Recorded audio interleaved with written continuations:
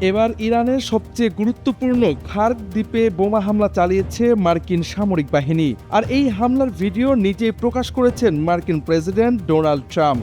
Iran উপকূলে Hormuz প্রণালীর কাছে অবস্থিত এই দ্বীপটিকে ইরানের তেলের লাইফলাইন হিসেবে বিবেচনা করা হয়।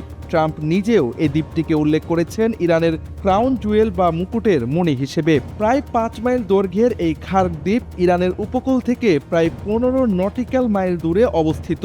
দেশটির রফতানিযোগ্য অপরিশোধিত তেলের প্রায় ৯০% এখান দিয়েই পরিবাহিত হয়। এজন্যই মূলত একে ইরানের তেলের লাইফলাইন বলা হয়। বড় বড় তেলবাহী ট্যাঙ্কার প্রথমে তেল নিয়ে এই দ্বীপে আসে, তারপর পারস্য উপসাগর ও হরমুজ প্রণালী হয়ে বিভিন্ন দেশে যায়।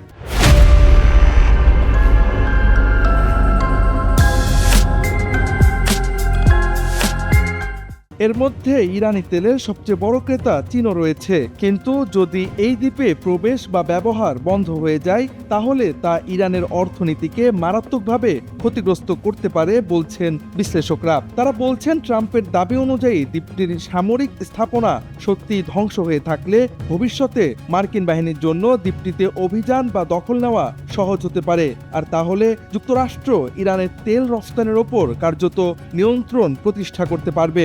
এদিকে খার্ক দ্বীপে হামলার পর তেলে বেগুনে জ্বলে উঠেছে ইরান। দিয়েছে এই অঞ্চলে যুক্তরাষ্ট্র সম্পৃক্ত তেল ও জ্বালানি স্থাপনায় হামলার হুমকি। ইরানের সশস্ত্র বাহিনীর খাতাম আল আম্বিয়া সদর দফতরের এক মুখপাত্র বলেন, ইরানের তেল অবকাঠামোতে হামলা হলে মধ্যপ্রাচ্য জুড়ে মার্কিন অংশীদারিত্ব থাকা বা যুক্তরাষ্ট্রের সহযোগী তেল জ্বালানি স্থাপনাগুলো লক্ষ্যবস্তু করা হবে। সব মিলিয়ে এই হামলার মধ্য দিয়ে মধ্যপ্রাচ্যের উত্তপ্ত আগুনে ঘি ঢেলে দিল যুক্তরাষ্ট্র।